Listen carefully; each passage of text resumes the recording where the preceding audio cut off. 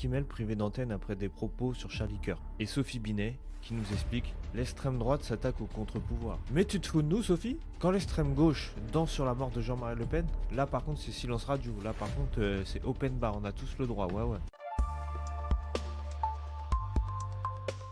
Jimmy Kimmel, animateur de gauche, balance un pic sur Charlie Kirk. Il a été suspendu immédiatement, et la gauche crie à la censure. Parce que c'est très révélateur, c'est pas du tout une anecdote ou un fait divers et c'est très inquiétant.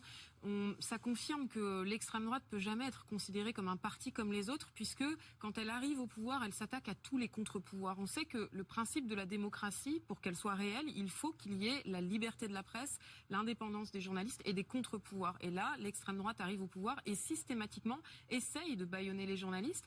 Et puis on voit le deuxième mouvement qui aujourd'hui menace la presse aux États-Unis, mais en France aussi, c'est la concentration d'un nombre toujours plus important de titres de presse entre les mains de quelques milliardaires qui sont... Quand la gauche la censure, c'est Éric Zemmour viré de CNews puis d'Europe 1, Dieudonné interdit de scène depuis 10 ans, Alain Soral banni de tous les réseaux. Mais là, personne n'hurle à l'atteinte à la liberté d'expression. Personne parle de censure. Non mais est-ce que vous voyez le deux poids, deux mesures? Par contre, quand c'est la mort de Jean-Marie Le Pen, il y a des mèmes partout de célébration. Les gens ils dansent sur Paris, ils font des soirées, il y a des tweets de bonnes nouvelles, des rires même sur des plateaux télé. Et réaction des autorités, zéro. Mais si un animateur américain tape sur Charlie Kirk, alors là c'est l'apocalypse médiatique, c'est un truc de fou. En train de tourner kazakh et de s'allier avec Donald Trump. À la différence que le Wall Street Journal qui est attaqué par Donald Trump est détenu par Rupert Murdoch,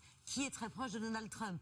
Donc même ces solidarités-là ne fonctionnent pas tant que ça, Grégory. Oui. Bah, sauf que ça a fonctionné pendant la campagne, parce que le Wall Street Journal, qui est habitué à prendre des positions, alors les États-Unis c'est pas la France, et donc le Wall Street Journal prend des positions dans la campagne électorale, là il les a pas prises parce qu'il était sous pression de Donald Trump. Quand on a un Mélenchon qui dit il faut défaire la police, c'est un débat démocratique. Quand Ruffin traite les entrepreneurs de parasites, c'est de l'humour. Quand Quatennens frappe sa femme, alors là, c'est une affaire privée. Mais quand Charlie Kirk critique l'immigration, là, c'est un danger pour la démocratie. Non mais sérieusement, on marche sur la tête ou quoi là? C'est un délire. Aux États-Unis, 73% des cas de déplatforming visent des conservateurs.